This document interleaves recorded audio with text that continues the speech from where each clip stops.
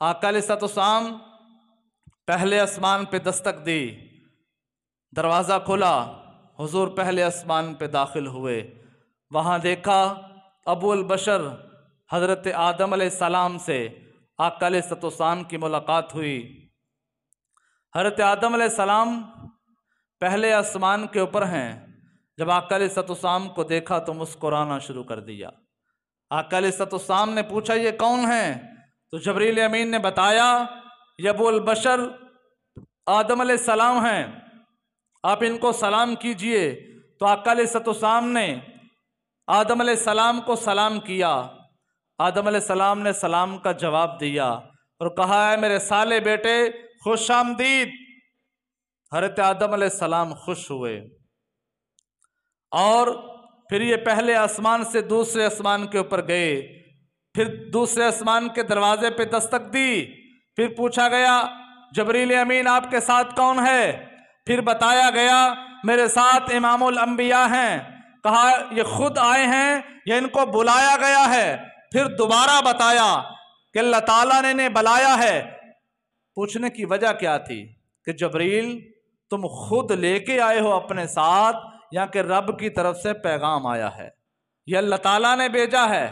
तो जबरील अमीन हर दरवाजे पे ये बताते हैं कि अल्लाह ताला ने भेजा है, मैं लाने वाला हूँ। जब दूसरे आसमान का दरवाज़ा खोला गया तो हज़रत याहिया अलैहिस्सलाम और हज़रत ईसा अलैहिस्सलाम से मुलाकात हुई।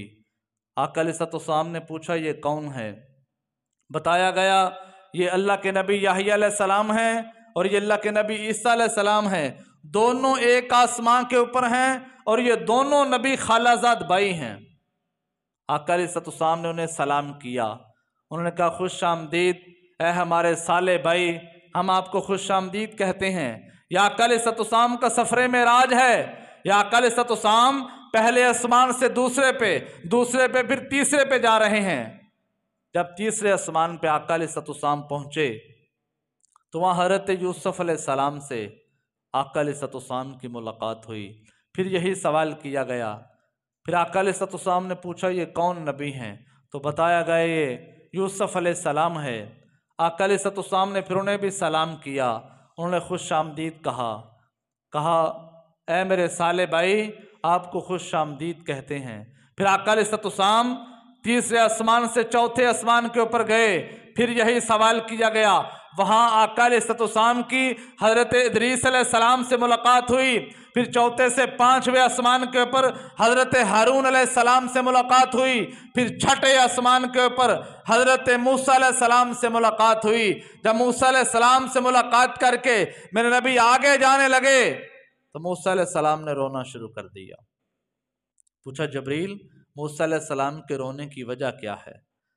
कहा मूसा अलैहिस्सलाम इस वजह से रोए हैं, उनके दिल में ये ख्याल है कि मेरे बाद नबी आया, कम उम्र के अंदर ऐसे नौजवान नबी ने इतनी बरगजीदा अल्लाह ताला के दीन की तबलीग की है, अल्लाह के दीन की इबादत की है कि मुझसे ज्यादा उम्मती इसके हैं जो जन्नत के अंदर जाएंगे।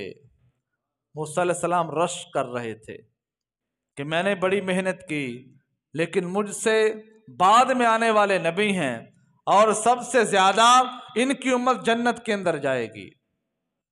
फिर आका अलैहिस्सलाम जब छठे आसमान से सातवें आसमान के ऊपर गए तो वहाँ हज़रत इब्राहीम अलैहिस्सलाम से आका अलैहिस्सलाम की मुलाकात हुई।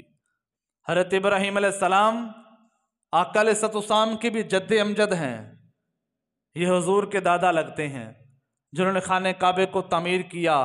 फिर हाथ उठा के खाने काबे की मजदूरी के इव्ज़ अगर मांगा तो आका अलैहिस्सलाम को ही मांग लिया।